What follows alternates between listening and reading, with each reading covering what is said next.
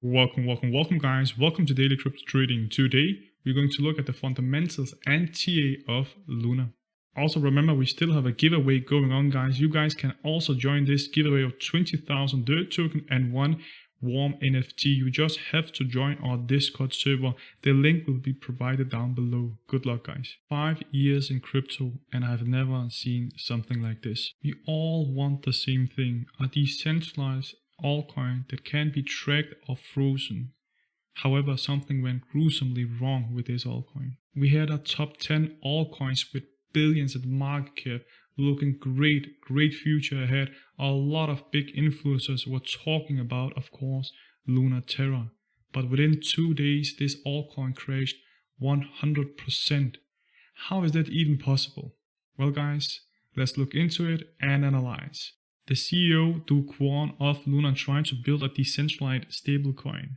However, to build such a stablecoin, you also need to have some reserve from other assets to back the price of the stablecoin. So Luna Foundation bought Bitcoin as a reserve to make sure if anything went wrong, they will use the Bitcoin to sell it off and to back their stablecoin. They also have other assets. However, not only did they have reserve to back up their stablecoin, but they also had something else in the ecosystem. Every time they tried to stabilize the UST, so it's 1-to-1, pegged 1-to-1, they printed or minted new Luna token, the narrative token.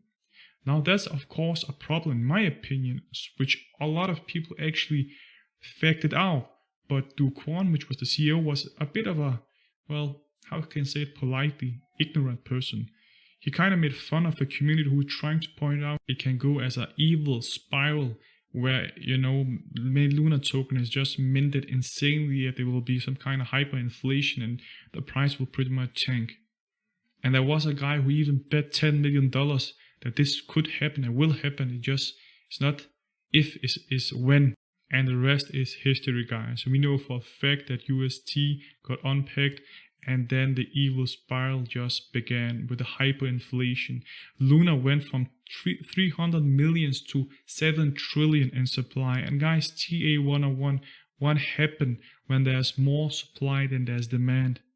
The price tank, because there's not enough money to keep the price up when there's so much Luna token. A big shout out to today's sponsor, MEXC Global Exchange. They're a top 20 exchange with billion of volume and thousands of tokens. You can make an account all for free with no KYC, know your customer, and trade up to 10 Bitcoins. You also get a 10 BTC airdrop and $500 giveaway from MEXC Global by using my link provided down below, guys. There have been some recovery plan or suggestion from the community that there should be a hard fork from the Terra chain like a Terra 2, and they should be taking a snapshot of all holdings before the collab trigger and provide holders with a new Luna 2 token. Now CZ from Binance, the CEO from Binance, was fast out and gave his opinion. And he wrote, I quote, "This won't work. Forking does not give the new fork any value. That's wishful thinking, and that is 100% correct. One cannot void all transaction after an old snapshot, both on-chain and off-chain." He means exchanges. That is 100% correct. You just can't fork your way out of a fail like that. The chain failed, people lost money and lost trust, and you cannot fork your way out to make value on a new chain. That's not how that works. Yeah, there will be some people who pretty much will invest in the new chain, but it will never be the same as before. And then he asked a last thing, which I quote, "Where's all the Bitcoin that was supposed to be used as reserves?" We now know that Luna Foundation tried to sell all of the Bitcoin reserve, if not the most, 99.6% of the Bitcoin, and they sold it on a loss. They also sold their stablecoin to try to pack their own decentralized stablecoin UST. And that didn't work at all. You have a crypto asset as a backup reserve. Imagine if that asset just goes 50% down and now you're 50% down value and you use that as a backup, right? Just doesn't make any sense. And they had a lot of Bitcoin. They had 80,394 Bitcoin. They were one of the top 10 holders of Bitcoin. Alright, so sell-off actually happened. So while they were trying to save their own stablecoin, it sell off the market because they tried to sell off in Binance, in the exchange in Binance and Gemini. So they did move that Bitcoin, tried to sell it off slowly to gain some profit, even though they're in loss, and they did try to peg their own stablecoin, and it just went gruesomely wrong.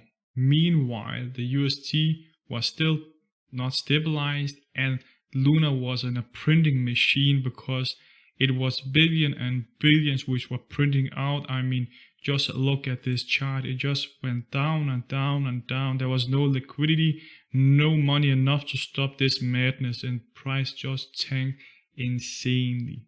Not only did a lot of people lose money, I mean, we are talking a lot of people lost their life savings, millions, and so on. And again, guys, full transparency, never put more money than you can afford to lose, because this is a risky asset, TA 101, remember, guys.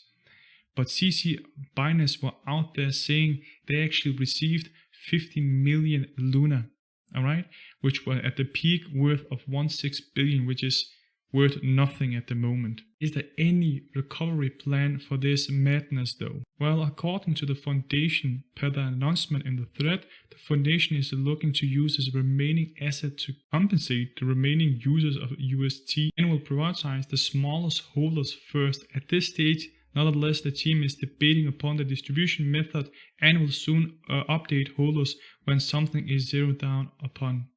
So they are trying to use, as you remember, guys, the last asset they have and debating how they should compensate the community. Look at coin market cap. We can see the market cap of Luna Terra. It is 1.2 billion. That's actually pretty fine, but compared to where it was before, it's just insane.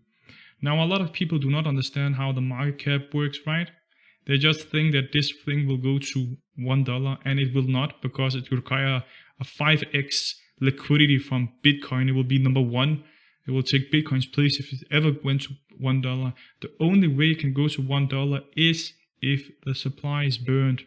Now, a lot of people actually try to gamble their money away, and I was one of the person who tried to gamble my money away. Not that I didn't understand the market cap and all the function, but because I knew I will do fast profit and try to take advantage of this volatility. I knew people would think that they would go to $1, something like that. So I invested around $100, nothing more than that. 150, sorry. And it's basically $10 worth or something like that. It's not a lot. I bought it at 0.0000 something. And I didn't do a lot of gains at all. I actually did at start, got some gains, but I didn't sell in time. And then it fell even more, and I was asleep at that time, but I will have bought because I knew that people will just buy like insane, and then I will sell afterwards. And some people actually did that, and they managed to get $100,000 of dollars. So congratulations to them, of course. What I don't understand is KSI and Carl from the Moon, they invested millions while it wasn't $1, $5, something like that. Look, KSI, maybe I understand. He have not understanding of the fundamentals and the trading, what I can read from him. But Carl from the Moon have a channel about trading. He should know rule number one, that when the supply is greater than demand, the price will just keep tanking. He invested $1.9 million while it was tanking. I don't understand. That's one thing. Either he didn't understand the ecosystem of Terra, that every time the UST is unstable, you know, Luna is printing new tokens and making it hyperinflationary, or he just didn't care because he had a lot of money. I don't know, to be honest. And the people in my Discord and Telegram, I was warning about, you know, if you're going to gamble, this is a pure gamble, no TA at all. But be careful, guys, because there's no way in hell that it will go to $1 when there's hyperinflationary going on right now. They have to burn. They didn't have a proper burning mechanism for Luna token. The people who were lucky enough to get the bottom and sell at the top got a profit or returns of 950x. If you were that person who got lucky enough, gamble the money to see if you could hit the jackpot, comment down below. We could look at the TA as I mentioned earlier in my video. However, when a token is hyperinflationary, it's pretty hard to do TA on these things.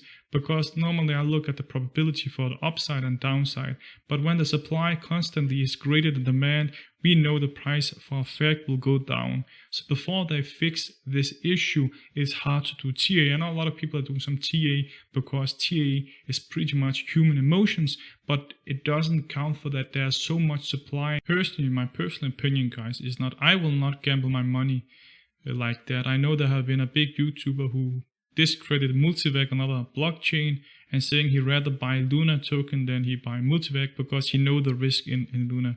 And that is pure stupidity to say, because Luna token is hyperinflationary right now, and we do not know where the token is going at the moment.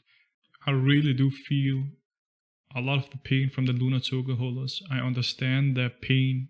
I've been reading about a lot of people losing their life savings, you know, taking their own life. Guys, if you have any of these, if you are a Luna holder, you have this feeling, trust me when I say I lost everything in 2017-18 when it crashed also.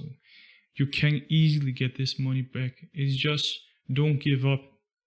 But I also have a philosophy, and that is, I always blame myself that I don't take profit. The alternative is, you're the one to blame if you do not take profit, and you can say, but I didn't do anything wrong. No, you did not. But you have the responsibility to take profit. It's just paper money before you take some profit. I kind of cheat this for free. I've been doing that for 4 years. And I've been saying to people, take some profit up the way. A lot of people get, you know, fast emotion, which is understandable because they have a lot of money in it. But then the greed take over and then they don't take profit. It's so bad that some people actually visit the CEO of Luna, and his wife had to have requested police protection. Now that's insane, guys. Do Kwon, which is the CEO of Luna, tried to do something differently. Is a kid who is trying to make a decentralized stablecoin for all of us. Yeah, it failed, but doing this, I actually tweeted this, is just messed up. You don't do that. You really don't. I mean, you just scare a lot of future entrepreneur way, guys, by doing this kind of stuff. I mean, and I saw some of the comment where people say it's well deserved. Why is it well deserved? The guy did nothing wrong. I mean, imagine showing your face, believing in your project, and suddenly it just crashed in 2 days to nothing. Imagine his feeling. And he know a lot of people are mad. He had a responsibility of 800,000 people, something like that, just in Twitter. So it's just insane how people act, and I do understand the emotion in it. But guys, if you're suicidal or have these kind of thoughts, and if you're a Luna holder, trust me when I say you will have another moment. There's always a new opportunity tomorrow. Since you're still watching this, I assume you're enjoying this content, guys. I recommend you to watch the next recommending video on the left corner. And as always, guys, see you in the Discord server.